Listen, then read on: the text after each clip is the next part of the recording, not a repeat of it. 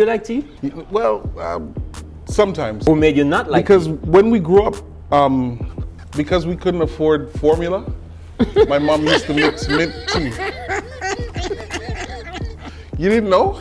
Honestly, listen, you there's see, a lot. That's why. When I grew up, I never had formula. And why do you guys The make only formula- mint tea like it's a national dish? Like, look, let me just, Canada Dry, Yeah.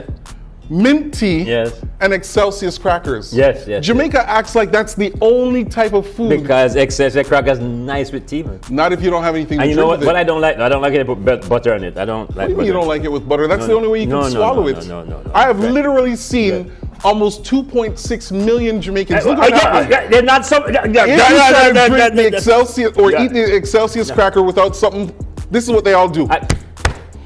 Your best. What? No, but why do you have to hit? Oh, sorry. I hope I didn't break the microphone. But But who taught you to do that? Somebody must have shown you how to somebody eat showed me, but you've reinforced it throughout the years.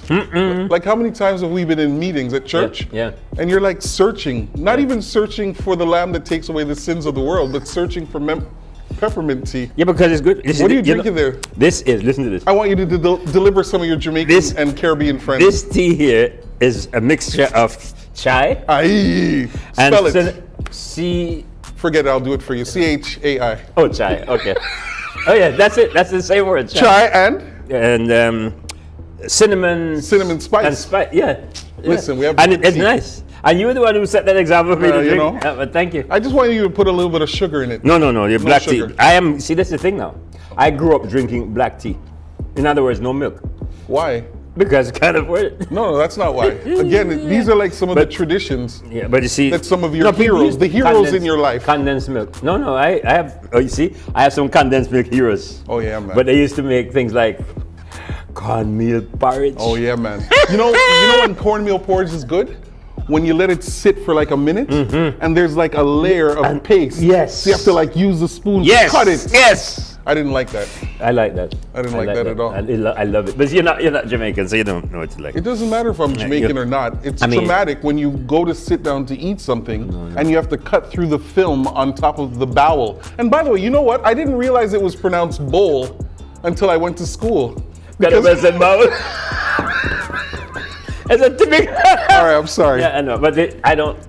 Listen, All right, I don't sorry. say bowls anyway. I know that there's gonna- unless I say and look at it. If you play cricket, because I had some heroes in cricket too, you know, bowler, B-O-W-L-E-R. We don't say bowler. No, it's bowler. Everything is bowel. Yeah, bowel. So anyways, those that wanted to get into the GI stuff, we've given them a quick plug. So Pastor Lawrence. Yes, sir. We want to talk about heroes today. Heroes. And sheroes too. Yeah, I mean, like we want to talk about sheroes and heroes. I mean, Batman and Robin. I think you should talk about Lone Ranger and Tonto. You never heard about that? You were watching- when I used to go to school, and once a month we used to have film shows. You know, we used to, Yeah. You know, you have to go from walk a mile and a half to come to school. Yeah. To watch you have the Delco. You know Delco? I didn't know that that's what it calls, but when I see your hand running the like Delco. That's the generator. that. Oh, But it was made by Delco, so they call it Delco. It's like vacuum cleaner made by Hoover. They call it. Everything is Hoover. over. So hold on a second, Pastor Lawrence. Can I ask you a question? Yeah. Okay. Sorry. Why did you pump your hand like that? And Because that's expect when me you. to know? No. That was the start. You know. That's the way that you normally chair at a concert. But when you okay, well here's the thing now. Okay. For the heroes thing you're talking about. Okay, fine. Let's I bring it used back to to watch. heroes. I used to watch the movies, man. With Lone Tonto Ranger and Lone Ranger. Yeah. Some people don't even know what we're talking about. You can read it up though. Check it out on Google. And But you conversation. know one of the heroes that you should know, Which one? Brother Richie. Oh yeah. You know Brother Richie? Look, I want to face the camera, and I want to talk about Brother Richie. Look, Brother Richie, to me, is one of the all-time greats anywhere on the planet. I don't even need to know other people. Look, for those of you that are tuning in here, maybe you didn't grow up in and around Toronto West. That's the church I grew up. You pastored there. Brother Richie, maybe for like 40 years, 30, 40 years. He is and has been an a icon. custodian He's there. an icon there. And I have such a respect for that guy. He was diligent, consistent. You could count on him. Like as kids. But he's not the guy who would turn you out of the church and No, turn of off the course he lights? would. Look, there's another story one day that I want to tell, man. One day when we tried to bring gospel music to Toronto West before he was ready for that. That's a different conversation. But Brother Richie, on the surface, he used to act like he didn't love us as kids on the surface. But those of us that looked into his gentle eyes, you can't go based on his, his mouth. He used to say things, run me out of the church. That's how he used to talk. But after, when he would run us out to finish cleaning, he would come and look for us. And he would say, come on inside because church is better. You know what I mean? And so I grew up having a tremendous amount of respect for him, for his family. Because, normally when we think about heroes, we often tag it to education, right? So-and-so is the first one in their family and now they've become this person and the world knows them. We think about finances. We think about, where do people live? And we always attribute stuff that are like the nuances. Yeah, well, you know what? I like Brother Richie. I tell you this. Yeah. I got to meet him when I went to pastor Toronto West. Yeah. And one of the first things Brother Richie said, I said, Brother Richie, how you doing? He said, Pastor, life is rough, but it's regular. That's right. He would say stuff like that. And the truth is, I still don't know what he meant, but since you do, I think that's what's important. But it's true though. Even though life is rough, the fact that you have it, just take it as you find it. And I think about him, again, we're talking about heroes. And maybe what we're trying to do is just redefine it so that people can look at it in a different kind of way. What does it look like? We live in homes, right? And we have to clean our homes, right? And usually the deep clean may happen on Friday or Thursday night. That's how we do it in the Adventist home, preparing for Sabbath. But imagine for 30 plus years, cleaning up to prepare the church for worship, and then cleaning up after to prepare the church for worship. I think sometimes what we don't do enough of is we don't see the contributions of those that are behind the scenes. Like, I don't think I've ever seen him on the microphone at West. Oh, unless when he gets up to speak, because boy, he can speak. Yeah, during business meetings, sure. But I mean, I don't know that I've seen him on the microphone, singing and... Although he can sing too. No, he has a great voice. I know. He used to sing with his wife. Rest in peace, Sister Richie. She was a nice lady as well. Nice lady. But he was not the guy that was up front and center. No. But now that I'm older and I'm a pastor now, right? I have a greater appreciation for the need to have a clean church. You see, because with Brother Richie, just talking about him some more, I like his consistency. He would stick to whatever he's doing, no matter what. Even though you rough him up and treat him badly, this is his work, and he's gonna give his best to it. That's right. I like that. That's a good that kind characteristic, of focus. for one who's a hero. And I see that in him in particular. Now there are other people too. There are people who are political heroes. They're biblical heroes. And we grew up with hearing about and reading about and seeing some of them. One of the heroes I liked, a guy called Steve Biko. Who's that? Now Steve Biko was a student, tough, minded guy, South Africa, in the 70s, and apartheid, fighting against apartheid.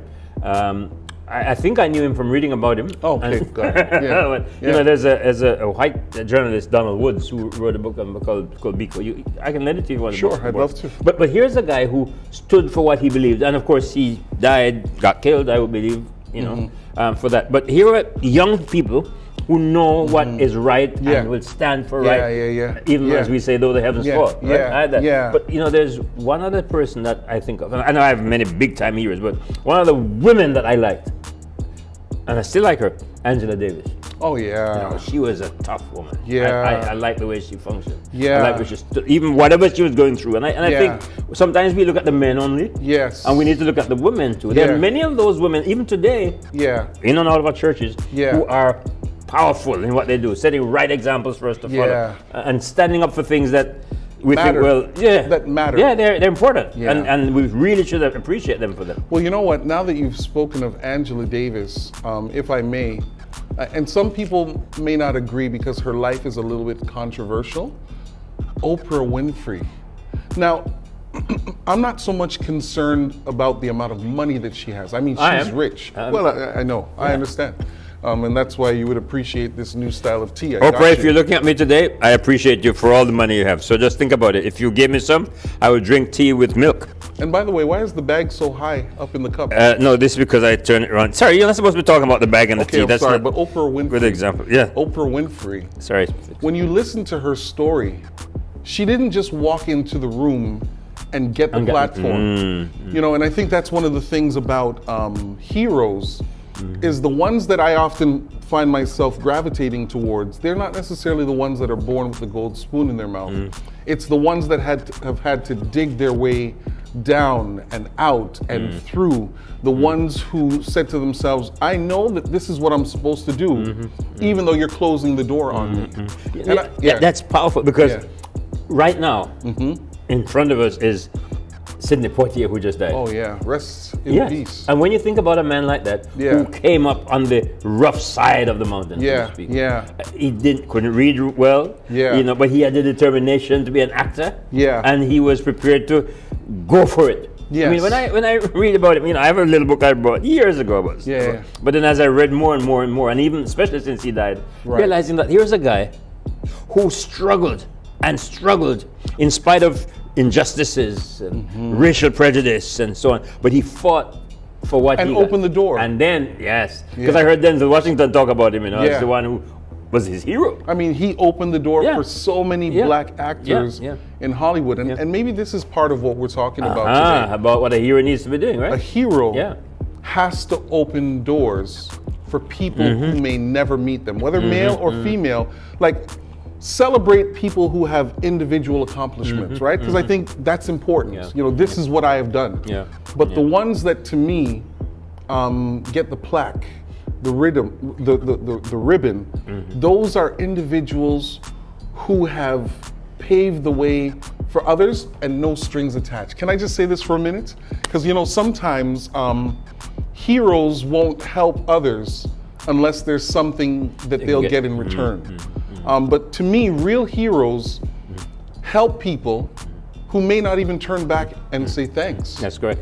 And you know, I like that because, for instance, when I think of Martin Luther King, who we've celebrated in January, we think of Desmond Tutu, who died recently. These are people I have never met, but they've been heroes. They have paved the way. You know, I like Tutu because from the religion side of it, he was a man who was a clergyman, but he was not afraid to stand up for right. Because one of the things that sometimes we forget is that as a religious man or woman, you have to stand for justice. Can I give you one more, if I may? Speaking of Denzel, living legend, right? He's still a young man. Did you know, and I don't know if you saw it, but Black Panther, he somehow found out that Chad Boswick was struggling, I think, to pay his tuition and sent a check. Didn't tell Chad that he was sending the check. And look at that. Chad became, I mean, there's so many different ways to look at this hero thing, right? I mean, a lot of people like to stand in front, and we know that this is a culture that we live in where somebody's going to do something for you and then you hear it from the microphone. Denzel had all the reason to be like, I'm the reason why this Black Panther, huge, bigger than life person has made it, but Chad was the one that had to honor him. As I read about Sidney Poitier, you know, when he got his main part first, he got that mainly because Harry Belafonte couldn't come. Look at the connection. I didn't know about that. Right. So Belafonte was the main man. Couldn't show up that evening. Poitier, they understudy, got the part. Wow. You know.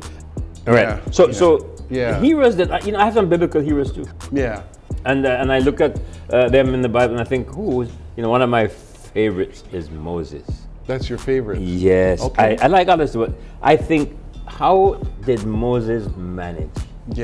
And I learn a lot from him, and I wish I could be even a quarter of what Moses was. And I think that's all of our wishes. I mean, Moses is next level hero, not because he pulls them out of Egypt. We're talking about the Israelites. Here's what makes him a hero to me: that he wrestled with God for the lives of others. If you're not going to save them, take me out. Take me out as well. I know. But you know, you've been a hero to many people. You know. I don't know about that, but I'm trying to do something. I'm trying to be like you, but it's just that. No. But here, can I just say this? Just say it. We had an opportunity to work together for what, 3 years, 2 years? No, we worked for 1 year. Oh, sometimes all black people look the same. There's another person I knew that had your pointy forehead. But in the year that we worked together, that was one of the best years of ministry. And you know, it's interesting, here we are, we're still sitting here and talking. You know, Pastor Lawrence, of course, he's a little bit older than I am. A lot more. Yeah, good. Well, I was just trying to be decent and in order. It is Sabbath coming soon, so. Forgiveness. But anybody that knows Pastor Lawrence knows this. And I believe this is one of the reasons. Big him up now, big him up. I'm going to big you up. Is that in his generation, he has chosen to figure out how to do things in the other generations, right? I think about the amount of times that we've done the things with the technology. And I remember one time, I was not able to come online with you, and you had decided that you were gonna go online without me. And in my mind, that was like a defining moment for the amount of respect that I had for you, because here you were going on Facebook Live when most colleagues wouldn't even take that chance. I learned from you though. No, but this is the point though. With or without me, you had decided that you were gonna do this thing that was outside of the box. And maybe yeah, that's what heroes do. Heroes must help others out. They figure out how to define themselves in and outside of their generation, not just for themselves. And let's set but the for example. others. Let's be Yeah. the heroes we need to be. Yeah. You and I must continue that. Big up. Yeah.